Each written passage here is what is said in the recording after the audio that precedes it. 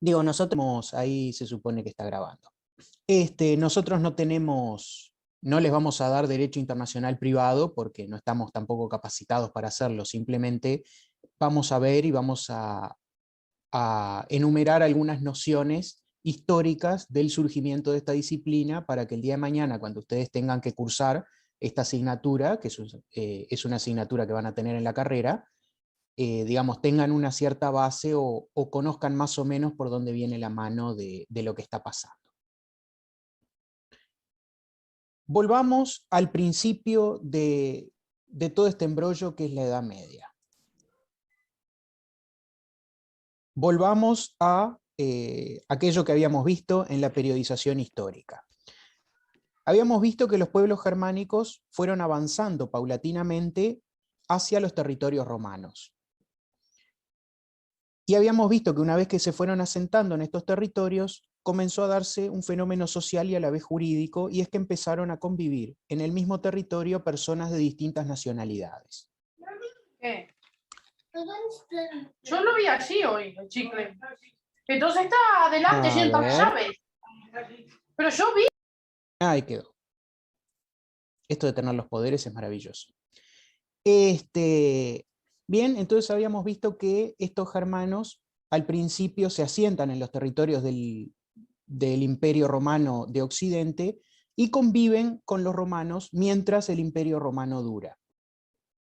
Y habíamos visto también que en el 476 deja de existir el Imperio Romano. Repasemos algunas nociones de derecho romano que nosotros ya vimos en clase, sobre todo cuando vimos Status Civitatis, que hablamos de la ciudadanía. Eso se tienen que acordar. Habíamos mencionado que el derecho romano rige a los ciudadanos romanos, ¿no? El derecho civil romano es aquel que rige a los ciudadanos romanos. Y creo que Cabral siempre lo menciona en sus clases, esa idea de que el derecho romano sigue al romano allí donde vaya. Ese es el principio de la personalidad del derecho romano. Pero los romanos también tenían otro concepto que era el de la universalidad sobre el territorio, es decir, en el territorio del Imperio Romano no se aplica ningún derecho que no sea el derecho romano. ¿Ustedes se acuerdan? Cuando vimos ciudadanía, en Roma, habíamos mencionado que los que eran extranjeros, es decir, aquellos que no eran ciudadanos, no tenían acceso al derecho civil, pero sí se les aplicaba un derecho peregrino, que además también tenía un funcionario que era el pretor peregrino, etcétera, etcétera. Bueno, eso significa que los romanos desconocían ordenamientos jurídicos fuera de sus fronteras, es decir, para ellos el único derecho que existía era el derecho romano. Si uno si uno era egipcio o era persa o lo que fuera, a los romanos no les interesaba, le aplicaban el derecho romano. Si era ciudadano, el derecho civil, y si era extranjero o peregrino, el derecho peregrino. Esta es la noción, digamos, de derecho romano. Entonces, estos primeros bárbaros que se van asentando sobre el territorio del Imperio de Occidente, se les va a aplicar obviamente el derecho peregrino, es decir, no se les va a aplicar a ellos su propio derecho. Esto cambia. ¿Cuándo cambia? En el 476, cuando caen las instituciones romanas, o por lo menos del Imperio Romano de Occidente, ya no se les va a aplicar un derecho peregrino a estos germanos. Básicamente, digo, tiene su lógica. Ustedes conocen ese proverbio que dice que... después lo vemos, Navarro. Ustedes conocen ese proverbio que dice que la historia la escriben los vencedores, ¿no? Entonces, los pueblos germanos, como vencedores que son, no van a renunciar a su ordenamiento jurídico propio y van a adoptar el ordenamiento jurídico de aquellos a quienes ellos vencieron militarmente, ¿no? Es impensable. O sea, el derecho también lo escriben los ganadores. Eso es un poco también la idea. Entonces, estos germanos, ¿qué hacen? Se siguen rigiendo por sus propios ordenamientos jurídicos y al mismo tiempo respetan también a los antiguos romanos su propio ordenamiento jurídico. Es decir, adoptan el criterio de la personalidad, o mantienen, mejor dicho, no lo adoptan porque ya lo tenían, mantienen el criterio de la personalidad allí donde vaya se le aplicará el derecho de la tribu a la que pertenece, pero no adoptan el criterio de la universalidad. Digamos, también va de suyo, no lo mencionamos, pero va de suyo, el criterio de la personalidad del derecho es inherente a pueblos nómades, ¿no? Pensemos que los germanos no eran pueblos establecidos en un determinado territorio, sino que se movían de un lugar a otro. Es decir, cuando los pueblos se mueven de un lugar a otro, es lógico que sigan el criterio de la personalidad, porque no tiene sentido que el derecho sea territorial, porque ellos no tienen un territorio, se mueven de un lugar a otro. El derecho los tiene que acompañar a ellos mientras se mueven, es algo lógico. No, digamos, no presenta mayores dificultades si uno lo piensa desde ese punto de vista.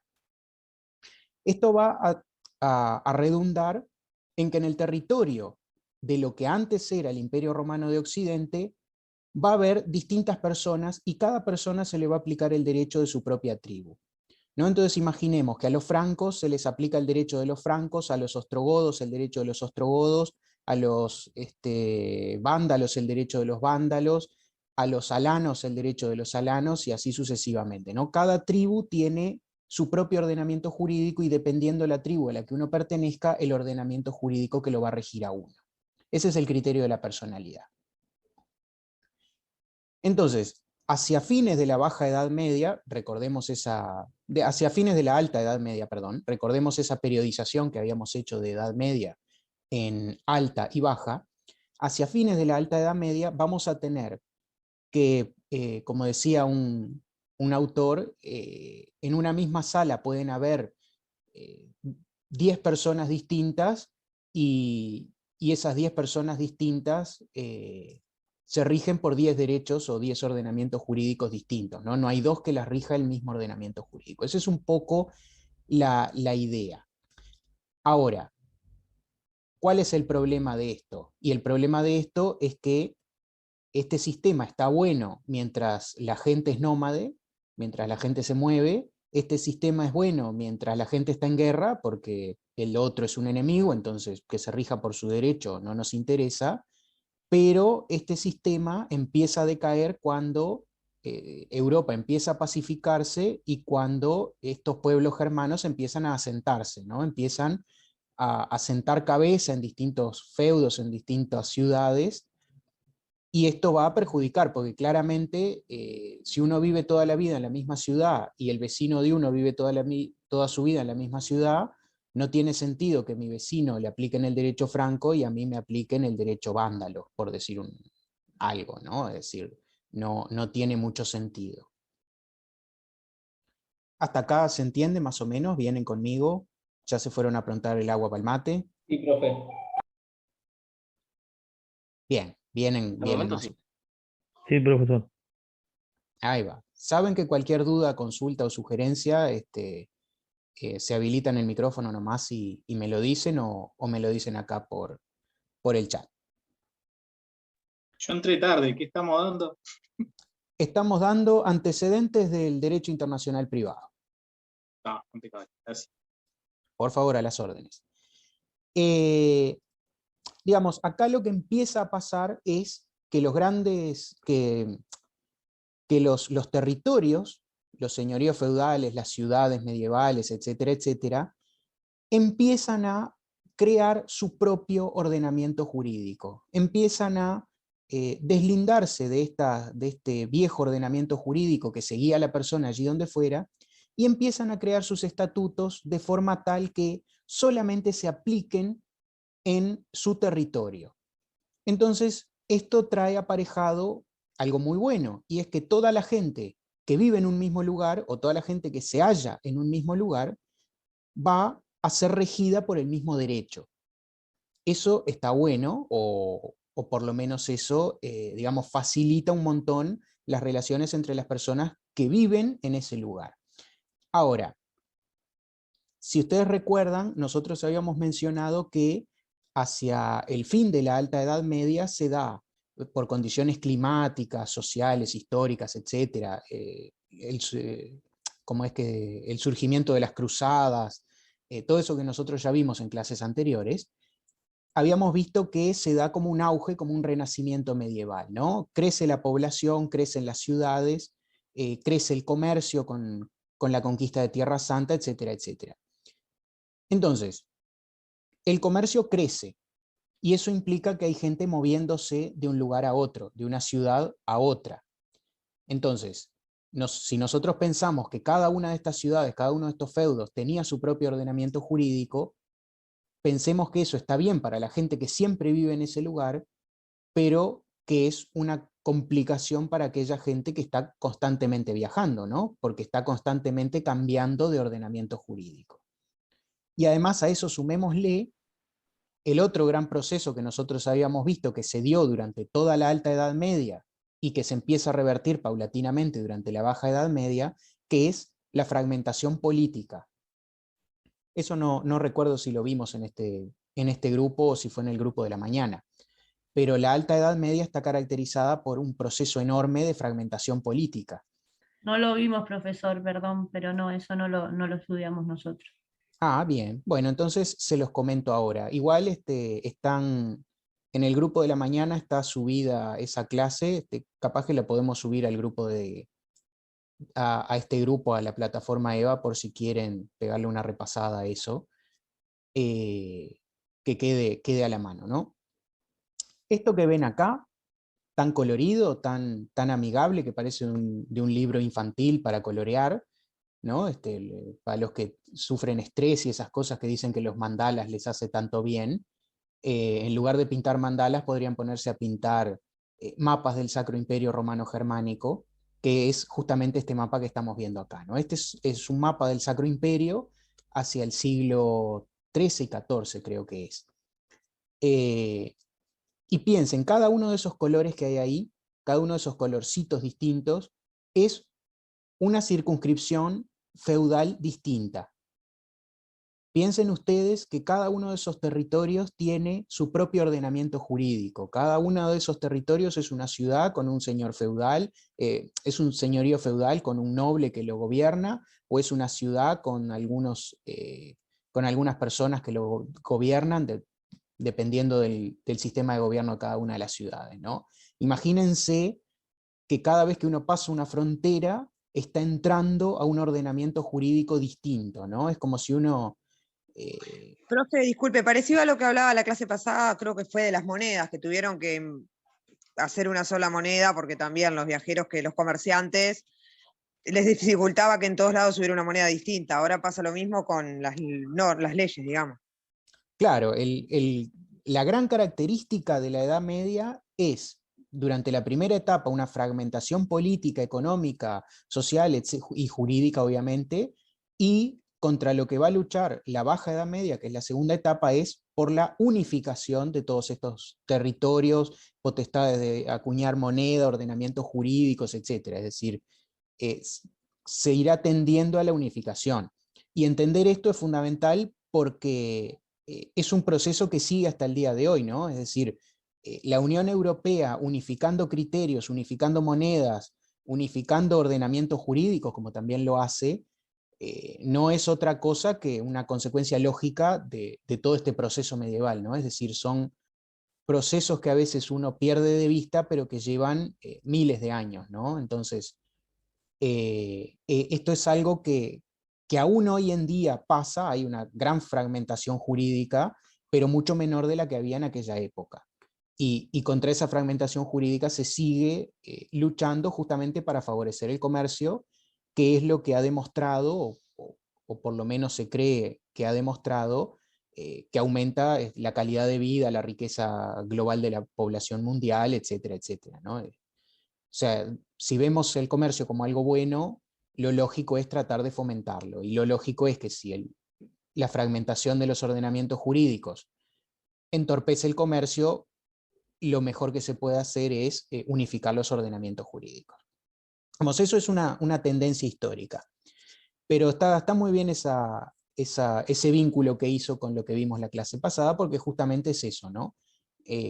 Cada uno de estos territorios tiene su propio ordenamiento jurídico. Entonces pensemos en el comerciante que tenía que ir de un lugar a otro, o del simple viajante que tenía que ir de un lugar a otro, y siempre se le estaban aplicando ordenamientos jurídicos distintos. Veamos un par de ejemplos, porque ustedes me pueden decir, bueno, pero si una persona va de una ciudad a otra y le aplican un ordenamiento jurídico distinto, capaz que ni se entera. Muchos de ustedes habrán ido de vacaciones o habrán ido a algún lugar en el extranjero y me dirán, yo fui a Argentina o crucé la barra del Chuy y no me pasó nada, no me aplicaron otro ordenamiento jurídico. Sí, puede que les haya pasado, incluso si hay gente acá de Rivera o del Chuy o de Artigas, me dirá, yo paso todos los días la frontera y nunca me aplican un derecho distinto.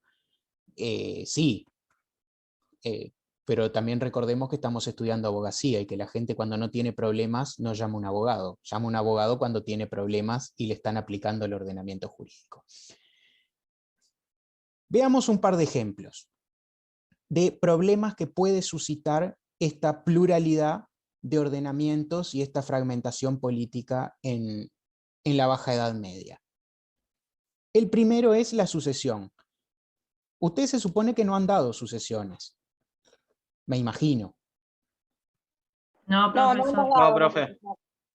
Bien, pero más o menos tienen una idea de qué se tratan las sucesiones.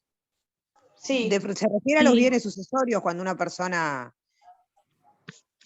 Fallece una persona y a quién le quedan esos bienes. Ajá, Claro, sí. Navarro, ejemplos de problemas que suscita esta fragmentación de los ordenamientos jurídicos. Nosotros lo que sí dimos en este curso fue modos de adquirir el dominio, que lo dimos en Roma, ¿se acuerdan? Eso sí, sí, profe. Bueno, nosotros no dimos dentro de ese tema la sucesión, pero la sucesión es actualmente un modo de adquirir el dominio de las cosas que pertenecieron a alguien que falleció. Es decir, los sucesores adquieren la propiedad de los bienes que deja el causante. Se le dice causante al que muere. Pensemos en una sucesión. Un ejemplo simple. Una persona que vive en Inglaterra tiene todos sus bienes en Inglaterra, muere en Inglaterra y todos sus sucesores están en Inglaterra. Esa sucesión, ¿por qué derecho se rige? ¿Qué les parece a ustedes? Por el derecho inglés. Ahí va, no tiene ningún tipo de problema, ¿no? Se rige por el derecho inglés. Pero como yo soy una mala persona, les voy a complicar la vida. Y les voy a decir, imaginemos que una persona que nace en Inglaterra, vive en Inglaterra toda su vida, y muere en Inglaterra, y todos sus herederos están en Inglaterra, deja, sin embargo, un bien inmueble, una casita, como vemos ahí en la imagen, en Francia. La casita está en Francia, pero todo lo demás está en Inglaterra. ¿A ustedes qué les parece? ¿Qué derecho se aplica en este caso? Por el francés. Es francés. bueno, pero los bienes están en Inglaterra. No. Si los dijo una bienes... casa. No, Ahí la va. casita está en Francia. La casa se rige por Inglaterra y la casa se rige por Francia y el resto de bienes por Inglaterra. Según los acuerdos que haya entre los dos países. Bueno, Corvo ya tiene alguna noción de internacional privado de la vida, digamos, me parece. Sí. Sí, porque el bien sucesorio está en Francia y los herederos en Inglaterra. Entonces hay que regirse en alguna parte por los derechos de Inglaterra, pero la propiedad está en Francia y debe tener sus particularidades que hay que tener en cuenta, por eso mencionaba lo del derecho internacional. Profe, no sé si tiene algo que ver, no sé si el caso Maradona también, creo que tiene una deuda, no sé con qué país de Europa, y tiene bienes en Europa, creo que es, y bueno, lo que tiene que hacer es, se rige por el derecho de ese país, es porque tiene que pagar una deuda, no sé bien cómo es. Puede ser, la verdad que no estoy No, interiorizado. pero no sé con este caso, digo, es decir, el país no le deja sacar esos bienes porque tiene que pagar primero, o sea, tiene que cumplir con los derechos y obligaciones de ese país. Ajá, sí, puede ser, la verdad que no me quiero meter en ese tema porque no tengo información al respecto. Ahora, también les había puesto acá, no sé si llegan a leer, que en Inglaterra existe el derecho de primogenitura y en Francia no. No sé si ustedes lo saben, el derecho de primogenitura implica que el hijo primogénito, es decir, el primer nacido, hereda todos los bienes y los demás hijos digamos, abajo del puente, no heredan absolutamente nada. Y en Francia no existe el derecho de primogenitura, por lo que se reparten los bienes entre todos los sucesores. Entonces, ¿Eso es al día de imaginemos... hoy, profesor? No, esto es Edad Media. Ah, Imaginemos por un momento que ustedes son los abogados de, ya que todos me dijeron que se aplica el derecho francés y están todos chochos con que se aplica el derecho francés, ahora les voy a poner en un compromiso y ustedes son el abogado del primogénito. ¿Me van a decir que se sigue aplicando el derecho francés? No. No, No, nos mudamos a Inglaterra. Bien, mudaron todos su opinión a Inglaterra. ¿Y por qué? Si Porque somos el sí. hijo primero, seguro. Y le conviene al cliente irse a Inglaterra y regirse por esos derechos porque va a heredar todo. Bueno, pero la casa no se la puede llevar a Inglaterra, la tiene que dejar en Francia. La venderán alquila. y la plata, no sé. Usted puede decir, por ejemplo, que si la persona murió, ¿de qué se trata la sucesión? ¿Se trata de los bienes y dónde se encuentra? ¿O se trata de una relación jurídica entre el que murió y sus sucesores? Y como relación jurídica tendría que estar situada en Inglaterra, que es donde murió y donde están sus sucesores, por Y ejemplo. bueno, pero para mí, tipo, la forma más fácil de entenderlo es, si no hubieras querido que aplicara el derecho francés, no hubieras comprado una casa en Francia, si lo hubieras comprado en tu país. También es la idea de la voluntad tácita, es una teoría dentro del derecho internacional privado también, sí, sin duda. Bueno, los veo muy a favor de aplicar el derecho francés, mucho francófilo en esta asignatura. Deben ser estudiantes de un amigo mío que les pone la marsellesa en la plataforma EVA para que la escuchen. No, yo no tengo ese profesor. Yo tampoco. Bueno. Digamos, la idea de esto es no ver las soluciones, es decir, yo no les quiero dar la solución y decirles, no, se aplica el derecho francés por esto, se aplica el derecho inglés por lo otro. Quiero que entiendan digamos, el problema, ¿no? O sea, lo fundamental es que ustedes salgan de acá diciendo, esto es complicado y esto presenta problemas que necesitamos leer mucho para poder solucionar, y no salgan de acá diciendo, esto se soluciona así porque el doctor Porta dice que se soluciona así, punto. Digamos, esa es un poco la idea de lo que estamos hablando, ¿no? Yo lo que pienso es que es decir, la sucesión va a ser en Inglaterra, pero después con respecto a la casa que está en Francia, el heredero, en este caso el primer hijo, va a tener que ir a Francia y bueno, y por el ordenamiento de Francia, a poder adquirir el bien, que pase a nombre de él, no sé. Bueno, pero si aplicamos el derecho francés, la casa es mitad del primer hijo y mitad del segundo hijo.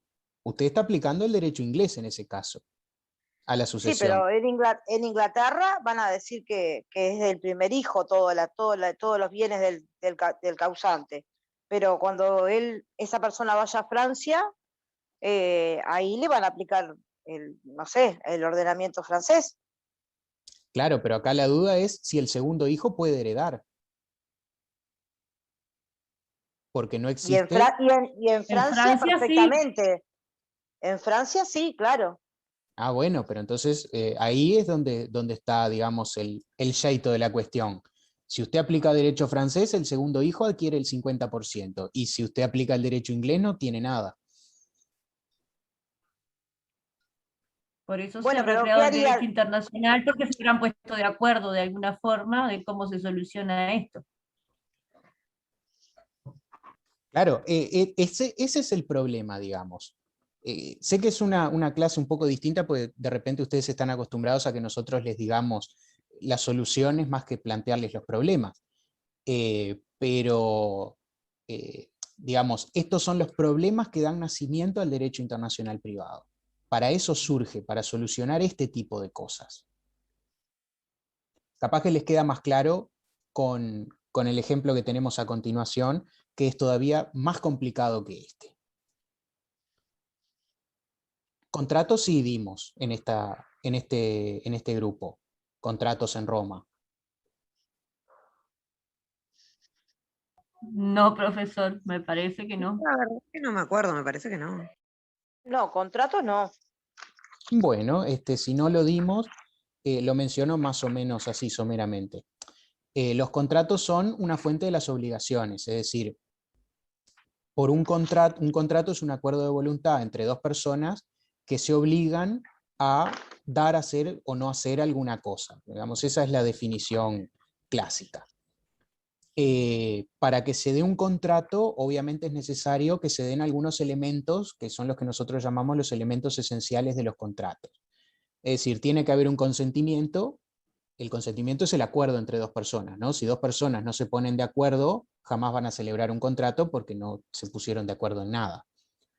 El otro requisito que tiene que haber es que las personas sean capaces, la capacidad, que usted, me imagino que capacidad lo habrán dado, no solo lo dieron acá cuando dimos en Roma, sino que lo habrán dado también en personas. Todavía no. Ah, bueno, pero Sí, ¿qué? yo sí, yo ¿Cómo que no? Nosotros con La dimos, Howard, la sí, dimos. ya Con dimos. Howard lo en mi estamos caso dando la ahora. dije. Con Bellini la dimos también. Ah, no me asusten. ¿Cómo no van a dar capacidad en personas? Esa distinción de capacidad de obrar y capacidad de ejercicio, bueno, la capacidad de ejercicio es la necesaria para realizar los contratos, ¿no? Obviamente, si dos personas se ponen de acuerdo y ambas personas son capaces, se ponen de acuerdo sobre algo, dar, hacer o no hacer alguna cosa. Ese es el objeto, pues ponerse de acuerdo. No sé, el cielo es azul. Sí, el cielo es azul, no es un contrato. Necesitan ponerse de acuerdo sobre algo. Ese algo, entregar la casa, entregar un precio, pintar una pared, no sé, sacar a Un pasear bien el sería. perro, puede ser un bien, la entrega de un bien a cambio de un precio, ese tipo de cosas, eso es el objeto del contrato. Y la causa es el motivo por el cual las personas celebran ese contrato, que usualmente son dos. ¿Cómo era que se llamaban las causas? Ventaja o provecho y mera liberalidad. La mera liberalidad es un regalo, por ejemplo, y la ventaja o provecho es la ventaja que yo obtengo cuando vendo mi casa o compro una casa ajena por un precio. Esos son los elementos de los contratos, que no era el tema de la clase de hoy, pero que está bueno que lo sepan de todas formas. ¿Quedó medio claro? Sé que lo dije, digamos, como trompada, pero si más o menos queda claro, sigo. Está claro, profe. Bien. No, una cosita, ventaja o provecho, o cuál era el otro. Que me Mera quedé liberalidad. liberal, está. Gracias. Es decir, mera liberalidad es porque uno se desprende, una donación, por ejemplo, un regalo de cumpleaños. Cuando yo le doy un regalo de cumpleaños es por mera liberalidad, no pretendo ninguna ventaja o provecho. Digamos, estos son los elementos esenciales de los contratos. Tiene que haber un acuerdo entre las partes. Para que exista ese acuerdo, las partes deben ser capaces, deben ponerse de acuerdo sobre algo que ambos quieran y saber por qué lo quieren, si porque van a obtener una ventaja o simplemente porque es una mera liberalidad. Estos son los elementos de los contratos. Ahora, imaginemos que dos personas celebran un contrato, ¿no? Aquí donde está la flecha, en la Serenísima República de Génova. Ahí celebran un contrato, estos dos individuos. Una compraventa de una casa, para hacerlo así, lo más fácil posible. Y, como marca también acá la diapositiva, esa casa está en Venecia. Imaginemos esa hipótesis. Si surge algún tipo de problema con el contrato, ¿no? Supongamos que, no sé, que una de las personas no era capaz, o que no se cumplieron determinadas solemnidades, o que no le entrega la casa directamente. El antiguo propietario no le entrega la casa al nuevo. En ese caso, ¿qué derecho se aplicaría? ¿El derecho de la Serenísima República de Génova o el de la Serenísima República de Venecia? ¿A ustedes qué les parece? Si no entra Profesor, a la ¿dónde? casa, el derecho Porque de la calle. Lo voy a buscar y lo rompo todo. Bien, eso no sé qué tanto, nosotros habíamos visto el sistema de fuentes del derecho y la violencia pura y dura no era una de las fuentes del derecho, por lo menos de las fuentes formales. profesor, ¿dónde se firmó el contrato? Ahí donde está la flechita, en Génova. Yo pienso que en Génova, profe. Y yo también pienso que en Génova, sí. Yo para mí Venecia. Bueno, acá Yo ya creo que se tendría que ir a una corte internacional, porque si es en dos países distintos, Bueno, usted ya quiere venir al siglo XXI, usted ya... Lo que pasa es que los contratos dicen la fecha y dicen el lugar también, y dicen el domicilio de las personas. En cualquier lugar de los dos puede ser. Pero si el contrato fue firmado solamente ahí en Génova y el papel dice que es de referente o homologado en Venecia. Bueno, pero eso Claro, no, ahí el no lo problema, menciona. claro, el problema ahí es, por ejemplo, cómo son las relaciones entre Génova y Venecia, entre las autoridades de los países. Los de Venecia reconocen los actos jurídicos de Génova. Ese es el gran problema, porque tal vez se llevan muy mal los dos países y Venecia dice, no, a mí qué me importa lo que hiciste en Génova. Capaz que otros dicen, ah, no, nos llevamos mejor. Sí, debería reconocer lo que dijeron allá. Ajá, sí, eso va a ser un problema que ya vamos a ver en unos minutos cómo se soluciona o cómo lo solucionan los eruditos de la Edad Media. Digamos, incluso les puedo complicar más el ejemplo todavía. Lo que yo quiero es que ustedes entiendan los problemas, porque si entienden los problemas van a entender la necesidad de que este derecho exista, de que esta disciplina jurídica exista. Si ustedes no entienden los problemas van a decir qué ganas de complicarle la vida a los estudiantes poner derecho internacional privado. Pero si ustedes comprenden cuál es el problema van a decir, esta disciplina tiene una importancia en las relaciones humanas. Y ahora les complico todavía más el problema porque realmente soy una pésima persona que quiere que ustedes sufran mucho. Y se los complico así. Imagínense el mismo caso. Dos personas celebran un contrato en Génova sobre un bien que está en Venecia. Pero, ambos comerciantes, ambos contratantes, son de ciudades distintas. Ninguno de los dos es genovés. Ninguno de los dos vive en Génova, ni tiene nacionalidad de Génova, ni nada con Génova. Simplemente pasaban por ahí, se encontraron y celebraron este contrato. Imaginemos que uno, el que está arriba, es un ciudadano de Milán y el otro es un ciudadano de Florencia. ¿Ahí qué derecho aplicarían a este contrato? ¿El derecho de Milán, el derecho de Florencia, el derecho de Génova o el derecho de Venecia? Profesor, perdón, yo considero que el derecho aplicable debe ser el de Génova, donde está la casa. Porque, a ver, si nos basamos en la regla de que el domicilio es donde está el asiento principal de los negocios e intereses, considero que estando el bien en Génova, lo más correcto es que todo el proceso sea en Génova. Ajá, sí, usted ya habla del asiento, ¿no? Del asiento territorial de las relaciones jurídicas. Eso habrá que esperar hasta el siglo XIX para tenerlo. Pero entonces, tendrá profe, que ver, cualquiera profe. podría... Lo más Perdón. correcto es que establezca de los dos, ¿no? Un poco de Cualquier- cada. Y no, yo creo que tiene Bueno, que ver con el ordenamiento jurídico que se aplica en Génova en este caso. Que ya Ajá, tiene que ver con eso de que no sigue a la persona, ¿no? ajá, bien. Usted quiere aplicarle a todos el derecho de Génova.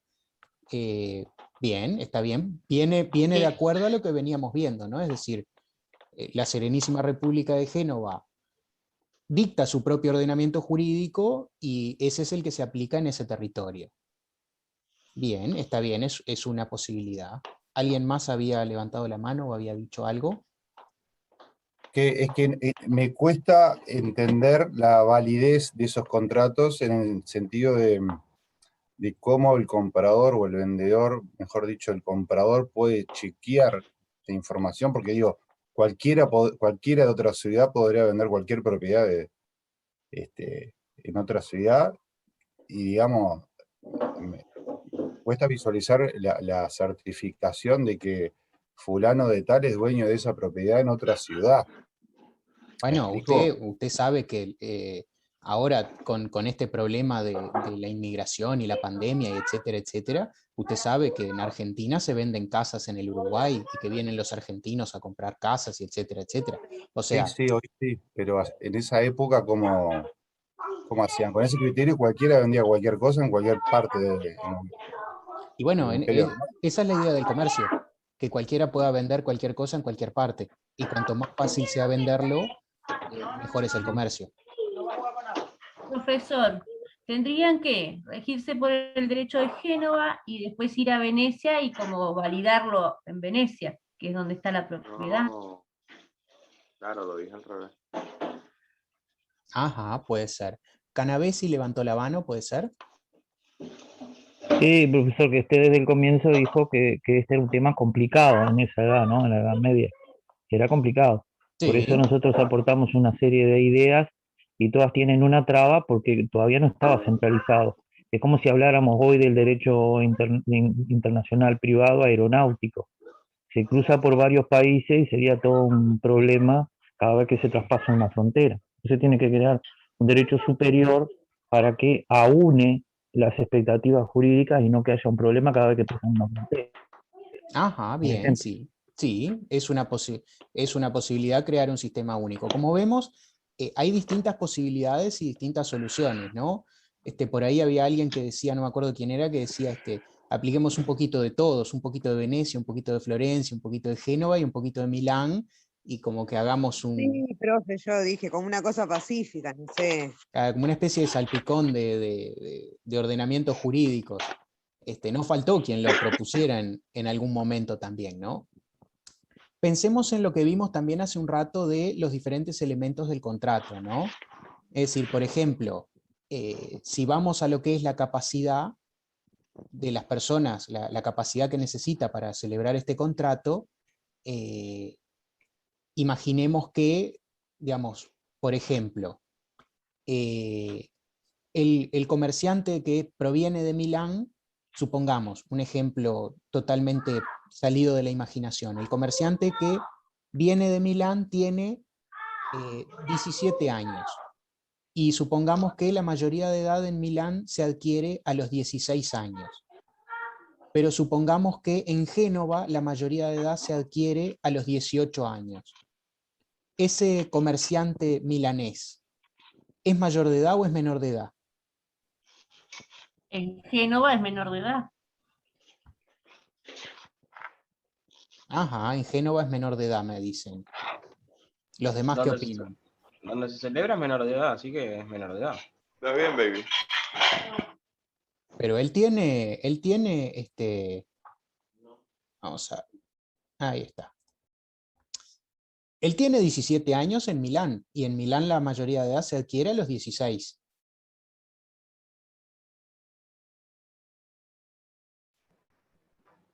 ¿Qué les parece ahora?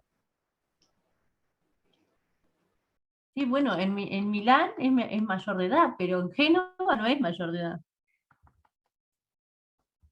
¿Y a usted le parece Claro, depende del sensato que una persona vaya adquiriendo y perdiendo la mayoría de edad según el territorio donde esté? Y no, por eso le digo que tiene que haber algo que sea, que unifique los criterios. Pero no, o sea, eso pasa el día de hoy. Hay muchos países, por ejemplo, donde las mujeres no tienen derecho a manejar, por ejemplo, no sé, Arabia Saudita, ponele, pero si vienen a Uruguay pueden manejar tranquilamente. Está bien, es justamente lo que separa los países, ¿no? El derecho de cada país. Está bien que se aplique el derecho de cada país y no el del país de origen. Bueno, pero usted me está proponiendo la solución totalmente inversa.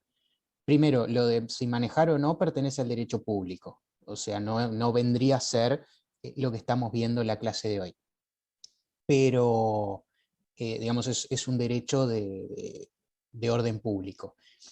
Pero... Profesor, pero yo le pongo otro ejemplo. A ver. Con la ciudadanía pasa algo así, que estamos dando de constitucional, es decir, el derecho nuestro nos permite adquirir otras ciudadanías, no sé, la italiana, la argentina, la que sea.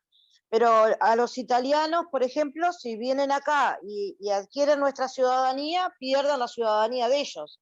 Entonces muchos que viven acá italianos, para no perder esa ciudadanía, lo que hacen es decir, serían como los no ciudadanos, porque no me sale la palabra ahora, pero para Electores no no perder ciudadanos. ahí está, para no perder ese derecho, continúan con esa ciudadanía italiana. Claro, pero eso, lo mismo que le decía a la rama, que veo que acá me da la razón, eso es derecho público, acá estamos en derecho privado internacional. Ay, claro, está bien, está bien. La misma, no, está bueno porque ya empiezan como a asimilar esa diferencia entre los distintos derechos, pues los primeros años de la carrera están bastante tirados hacia el lado del derecho público. Claro. Profe, y Sí. teóricamente no es que sus derechos van con su tribu. Ajá, sí, eso era antes. Claro. ¿Y no puede ser que se rijan esos casos? Bueno, esa va a ser la gran discusión de esta época, ¿no? Es decir, ¿qué estatutos son propios de la ciudad y rigen en esa ciudad independientemente de lo que digan las demás, o ese señorío feudal, ustedes me entienden, ese país, y qué estatutos siguen a la persona, es decir, o tienen validez fuera del territorio? Claramente, la capacidad se rige por la ley del lugar del domicilio, es decir, si la persona tiene domicilio en Milán y adquiere la mayoría de edad, esa mayoría de edad que adquiere no la puede perder por irse a otro lugar. No puede perder la mayoría de edad. No puede ser que una persona viva en un lado, sea mayor de edad, y pase la frontera y pase a ser menor de edad. Eso no tiene ningún tipo de sentido. Es decir, si en Milán es mayor de edad, en Génova también va a ser mayor de edad, por más que Génova marque la mayoría de edad a los 18 y él tenga solamente 17. ¿Por qué? Porque en el lugar de origen, en el lugar de su domicilio, la mayoría de edad es a los 16. Es decir, Profe, se entiende, déjeme un segundito, se entiende que es un estatuto con validez fuera del territorio. Sí, dígame. entonces si vamos a suponer que unos estudiantes de intercambio de Estados Unidos que tienen 19 años vienen acá y los convidamos con alcohol, estaríamos cometiendo un delito de acuerdo a la reglamentación estadounidense, que en realidad ya es a los 21 años la mayoría absoluta, por ejemplo, para el consumo de bebidas alcohólicas. Lo mismo que le dije a Silvana y lo mismo que le dije a la rama. Cuando usted me habla de delitos, cuando usted me habla de ciudadanía y cuando usted me habla de habilitaciones de tránsito, estamos siempre hablando de derecho público. Y nosotros acá estamos hablando de derecho privado. No, pero está bueno porque además a uno le marca la tendencia que uno tiene en primero, ¿no? Que es mucho más hacia el derecho público que hacia el derecho privado. Bueno, sí, el matrimonio es un gran tema de derecho internacional privado. Puede celebrar un contrato siempre y cuando acredite que era mayor de edad en el lugar de su origen, sí, en el lugar de su domicilio. Pero vamos a seguir con esto. Alguien había mencionado, no recuerdo quién, alguien había mencionado que era necesario de alguna forma establecer un derecho común a todos, o un reconocimiento de un derecho común, porque si no, estas ciudades no iban a reconocer los derechos de las demás, ¿no? Es decir, estas ciudades iban a decir, según cómo se llevaran las ciudades entre ellas, si estaban peleadas, si eran amigas, si eran aliadas, etc., iban a reconocer o no el derecho de otra ciudad dentro de su propia frontera. Se da, para suerte de la gente que vivía en la Edad Media, se da este invento que nos acompaña hasta el día de hoy, y que de hecho, si bien cada uno de nosotros está en su casa,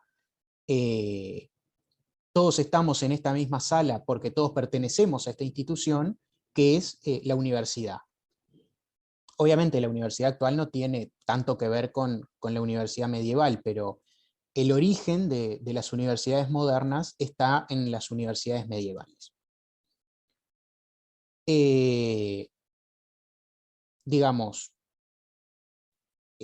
obviamente las universidades nacen como bajo la égida de la Iglesia Católica, ¿no? Una fuerte influencia de la Iglesia Católica. Y esto sobre todo, el situar el nacimiento de las universidades en la Edad Media, está bueno recordarlo para todos aquellos que dicen que es una etapa de retroceso, una etapa de falta de cultura, de oscuridad, ¿no? Porque, digamos, tanta oscuridad, tanta falta de cultura, tanto retroceso, pero se inventaron las universidades, ¿no? Es un poco contradictorio de alguna forma.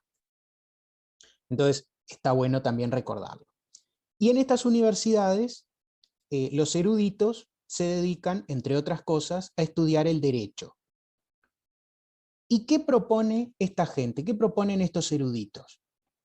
Proponen que, si bien se había dejado de utilizar el derecho romano, o ustedes recuerdan, cuando cae Roma, se deja de aplicar el derecho romano y los germanos aplican sus propios ordenamientos jurídicos. Estos eruditos sostienen que en realidad el derecho romano sigue rigiendo en Europa. Es decir, que el derecho romano es el derecho común a todos los pueblos de Europa, es el derecho común a todas las ciudades, a todos los señoríos feudales. Allí donde vaya cualquier persona, siempre se va a aplicar el derecho romano. Obviamente el derecho romano que conocen estos juristas es la compilación de Justiniano. Nosotros lo vimos cuando vimos Periodización de Roma. Sobre fines del imperio, Justiniano manda hacer una compilación de todo el ordenamiento jurídico romano y le saca las cosas que no estaban vigentes, le pone cosas nuevas, etcétera, etcétera. ¿Se acuerdan de esa parte del curso? Sé que la dimos hace mucho y que... Sí, profesor. Sí, profe, sí. Que estaba compuesto por 4 libros y... Ahí va, bien, se acuerdan. No, porque uno cuando es estudiante a veces dice, esto ya pasó el parcial, ya lo puedo... Y ahora no, y ahora lo estudiamos otro poco, porque cuando estuvimos estudiando la evolución de la profesión de la abogacía, obviamente que estudiamos de dónde surgen las universidades, de dónde surgen los estudiantes de abogacía. Ajá, mire qué interesante ese enfoque. Los códigos, los digestos, las novelas. Ahí va, todo eso. Bueno, esa compilación de Justiniano es la que van a postular estos eruditos, que se aplica como derecho común a toda Europa. Obviamente reconocen la potestad de los estados o de estos señoríos feudales y ciudades de dictar sus propias leyes, pero al mismo tiempo dicen que todo aquello que no esté solucionado por el derecho interno de esas ciudades, de esos estados, se va a regir por el derecho romano. Entonces, esto les permite a estos juristas, que se van a llamar los glosadores, les permite a los glosadores postular soluciones como las que veníamos viendo hace un rato, es decir... ¿Cómo se llamaban, profesor? Glosadores. Bien.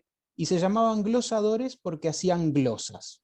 Las glosas son pequeñas anotaciones que hacían al costado de la compilación de Justiniano. Ellos hacían sus anotaciones y pensaban en casos prácticos, hipotéticos, y trataban de solucionarlo con la compilación de Justiniano. Entonces, donde había ellos se planteaban un problema hipotético, iban ahí y buscaban qué artículo, por decirlo de alguna forma, les servía para solucionarlo. Y en base a eso es que, digamos, iban avanzando y actualizando el derecho romano, ¿no? Es decir, han pasado 500 años. Y esto era, profe, porque era, digamos, el único derecho escrito que había en la época, o porque era como lo que convenía, lo que decidieron que convenía. Es más que nada lo que decidieron que convenía, no es lo que decidieron que convenía. Digamos, la gente medieval, y hasta el día de hoy también, ¿no? Cada vez menos, pero hasta el día de hoy se mantiene un poco el sentimiento. Digamos, los germanos mantienen durante muchísimos años un sentimiento de admiración por Roma. Si bien la habían conquistado, ellos se consideraban a sí mismos pueblos inferiores. Entonces, decir que algo provenía de Roma era como darle el sello de calidad, ¿no? Es decir, esto viene de los romanos, debe estar bien. Es como un poco esa idea que digamos, entre los abogados se mantiene hasta el día de hoy. Hay muchos latinazgos que ustedes van a estudiar en la carrera, en este momento no me acuerdo exactamente cuáles, pero hay muchas frases en latín que se dicen en latín, pero en Roma nunca existieron. O sea, se dicen en latín porque decirlas en latín le suma un plus como que esto es mejor, pero en realidad no son instituciones del derecho romano. Entonces, imagínense si en pleno siglo XXI, con toda la tecnología, con todo el avance que tenemos, seguimos con la práctica de llamar institutos en latín solamente por ser cholulos, imagínense lo que era en la Edad Media hablar en latino o referirse a algo que proviniera de Roma, ¿no? O sea, es una cholulez extrema. Entonces, no es que se pusieron de acuerdo maliciosamente como si fueran un malo de una película de los 60, sino que realmente creían que el derecho romano tenía una validez universal, que era la razón traída a las palabras, que era prácticamente la palabra de Dios. No quiero exagerar, pero más o menos por ahí va el asunto. No sé si aclaré. Entonces, de alguna manera sería al revés, es un gran acto de reconocimiento al derecho romano. Claro. No es algo simplificador, digamos que bueno, vamos a utilizar la compilación de Justiniano o el derecho romano para que todo lo que no tenga solución como algo que solucione en lo inmediato, sino que como un reconocimiento de una gran obra de cientos de años, ¿no? Por lo que Claro, está pero diciendo. además esto no solamente es un reconocimiento gratuito, sino que cumple una función. Porque ¿qué le permite a estos autores? ¿Qué le permite a los glosadores? Postular respuestas de carácter universal. Es decir, ya no importa si Génova reconoce o no el derecho de Venecia, ya no importa si Milán reconoce o no el derecho de Florencia, lo que importa es el derecho romano. Entonces, esta gente es una categoría superior, digamos. Claro, es un derecho que une a diferentes entidades territoriales, y esto obviamente va a ser aprovechado por los reyes cuando vayan unificando el derecho, cuando vayan unificando políticamente los grandes reinos. También utilizarán el derecho romano como derecho común para todo su estado, ¿no? Eso lo vamos a ver cuando veamos codificación. Digamos, estos glosadores plantean esto, un derecho común, y esto les permite hacer estos planteamientos, es decir, la capacidad como una categoría jurídica se rige por el lugar de domicilio. Entonces, si la persona tiene domicilio en Génova y es capaz, porque cumplió la mayoría de edad, va a seguir siendo capaz, aunque esté en, no sé, en Luca, y en Luca no hubiera sido capaz antes. ¿Se entiende? Un poco, me quedó medio entreverado el ejemplo, me parece. Pero ahí me dicen si se entendió. Sí, profe, es como que si ya sos capaz por tu propia ley, después en el resto de leyes, por más que no cumplas el requisito para ser mayor, ya lo sos. Claro, pero ¿cómo nos aseguramos que las demás ciudades reconozcan esa mayoría de edad, independientemente de sus relaciones políticas, jurídicas, etcétera? Que todos los demás reconozcan al derecho romano. Efectivamente, las soluciones se plantean desde el derecho romano como supranacional, como superior a los demás, a los ordenamientos jurídicos internos. Entonces, eso permite el crecimiento de esta disciplina jurídica que es el derecho internacional privado, ¿no? Y eso permite que se hagan cada vez más soluciones. Bueno, lo que les decía, estos primeros autores se les llama los glosadores, justamente porque lo que hacían era glosas, es decir, pequeñas anotaciones al costado de las soluciones de la compilación de Justiniano. Y bueno, yo por el momento no tengo mucho más que agregarles. Espero que les haya gustado, que hayan entendido y no sé, cualquier duda, consulta, sugerencia o lo que sea, me dicen si algo no les quedó claro. Sí, Bueno, profe, profe. buenas, ¿qué tal? Gracias. Sí, deberían, creo que. Gracias. Sí, no es tan importante, nomás saber entonces el derecho, perdón, entonces de cada pueblo está más o menos basado en el derecho romano, ¿no? Porque si no, si hubiese muchas tradiciones no se podría aplicar esa idea de que el derecho romano es como superior o no. El derecho romano es superior, pero al mismo tiempo es supletorio, es decir, rige aquellas cosas que no están resueltas por los estatutos de las ciudades. Bien. Y si igual se da alguna contradicción, por ejemplo, se usa algo del derecho romano, pero se contradice con algún principio o algo general del derecho interno de otro lugar, o sea, ¿prima el romano o el del lugar? No sé si se explicó ahí tampoco. Sí, ahí se explicó, va a primar el derecho local. El derecho local siempre prima por sobre el derecho superior romano, pero para estos casos concretos de relaciones internacionales de derecho privado, el romano va a servir porque ninguna ciudad va a hacer legislación a este respecto. O sea, va a haber que esperar bastantes siglos para que se haga legislación a este respecto en lo interno. Además, perdón, usted recuerde lo que vimos la clase pasada. También están los gremios, también están los sindicatos. Entonces, estos gremios van a tener sus propios estatutos basados en la costumbre y va a haber derecho no solamente por ciudades, sino también por clase. El derecho de los comerciantes, el derecho de los albañiles, el derecho de cada una de los estratos sociales, ¿no? El derecho de los nobles, también, por supuesto. Navarro, es supletorio porque se aplica siempre y cuando el estatuto de la ciudad no tenga una respuesta para ese caso concreto. Ahí va, como dice Corvo. ¿Alguien había hecho una pregunta? ¿Alguien se activó el micrófono? ¿Puede ser?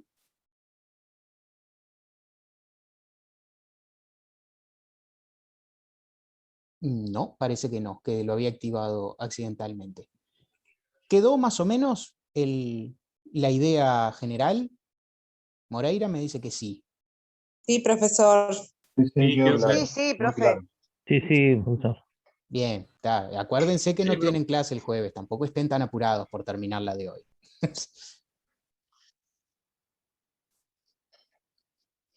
Ahí va, bueno, clarísimo, muchas gracias, y ya con el clarísimo de Navarro los dejo ir. Buen fin de semana para todos, y cualquier consulta a las órdenes. Chao, profe. Gracias, profe. Gracias, chao, profe. Chao, profe. Gracias. Chao. Muchas gracias.